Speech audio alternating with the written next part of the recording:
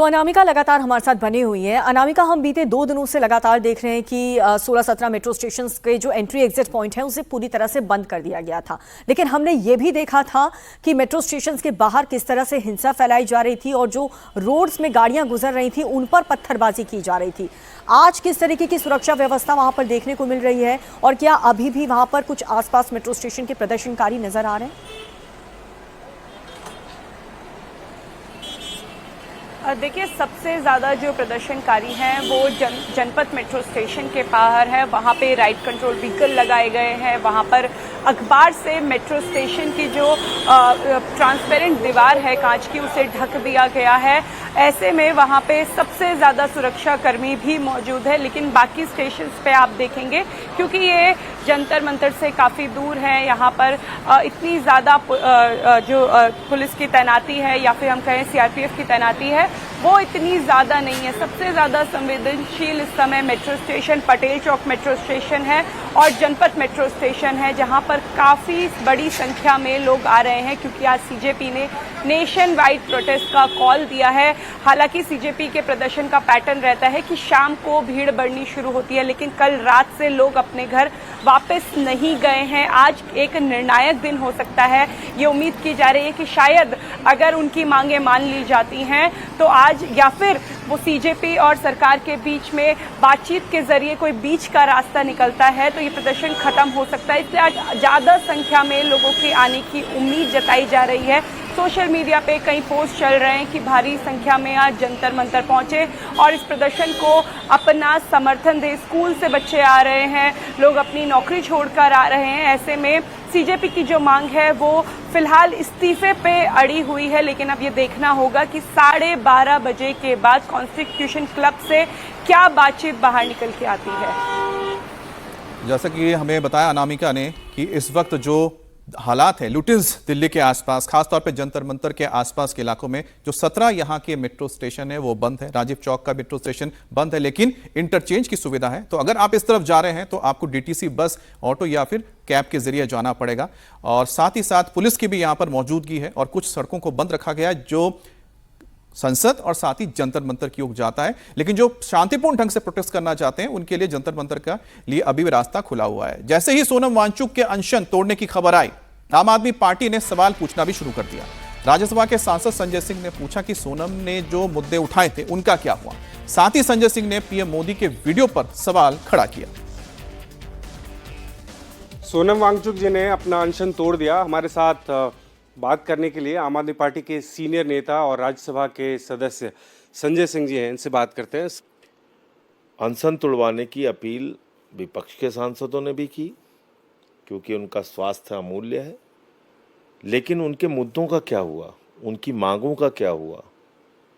जो 3-4 बड़ी demands CJP की थी जिसके लिए सोनम वांगचुक जी ने 25 दिनों तक 26 दिनों तक अनशन किया, जिसमें शिक्षा मंत्री का इस्तीफा है, जिसमें 1-1 करोड़ रुपए जो मृतक हैं, जो जिन लोगों ने आत्महत्या की, जिन बच्चों ने, उनको मुआवजे की बात है, या जो आंदोलनकारी हैं उनके ऊपर किसी प्रकार की कार्रवाई न हो। इन तीनों मुद्दों का क्या हुआ?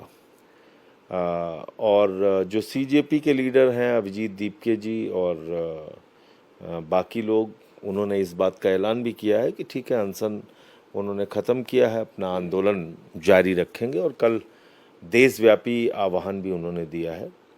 लेकिन इस बीच एक बड़ा नाटकीय वीडियो देश के प्रधानमंत्री का आया। बिल्कुल, लगभग सेम टाइम पे प्रधानमंत्री जी का वीडियो भी आया है और वो प्रधानमंत्री जी का जो वीडियो आया है वो देख के मुझे हंसी आ रही है।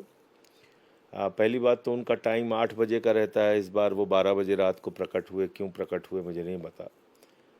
दूसरी बात यह कि प्रधानमंत्री कह रहे हैं कि हम फास्ट ट्रैक कोर्ट बनाएंगे।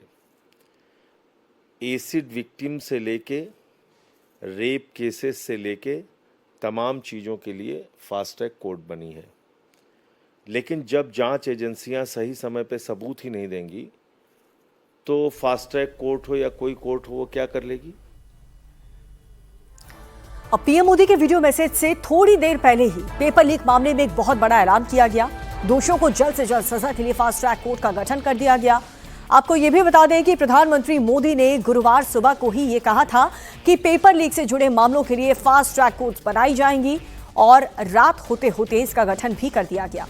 ऐसे मामलों की सुनवाई के लिए दिल्ली की राउज एवेन्यू कोर्ट में एक फास्ट ट्रैक कोर्ट बनाया गया, जहां पर पेपर लीक और इससे जुड़े दूसरे अपराधों की सुनवाई की जाएगी।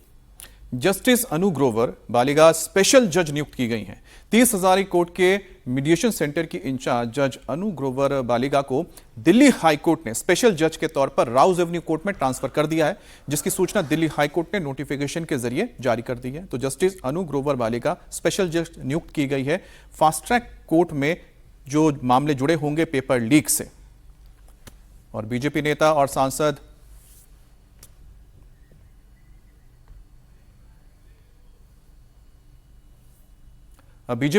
सांसद मनोज तिवारी ने सोनम वांगचुक के अनशन तोड़ने का स्वागत किया है। मनोज तिवारी ने कहा है कि सोनम वांगचुक का अनशन तोड़ना यह बताता है कि मोदी सरकार छात्रों के लिए जो फैसले ले रही है उस पर पूरे देश को भरोसा है।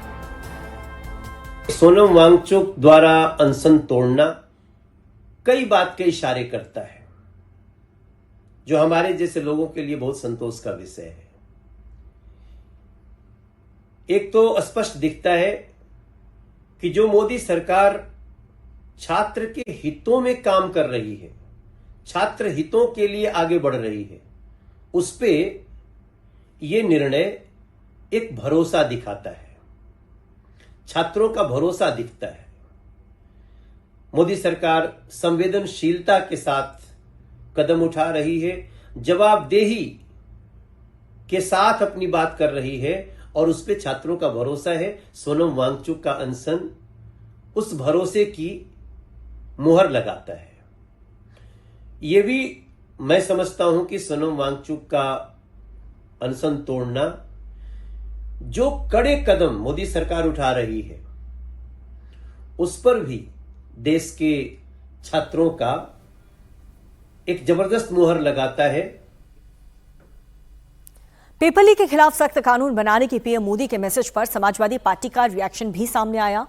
समाजवादी पार्टी लीडर रामगोपाल यादव ने यह कहा कि कानून देश में पहले से मौजूद है, उन्हें लागू करने के लिए बनी एजेंसियों के अंदर ही कमी है।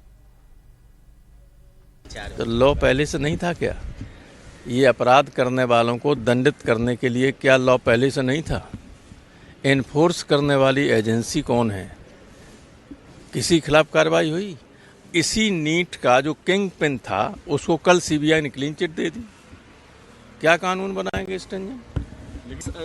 अनशन वापस ले लिया। देखिए, समाजवादी पार्टी कभी अनशन के पक्ष में नहीं रही। डॉक्टर लोहिया हमेशा इसका विरोध करते थे।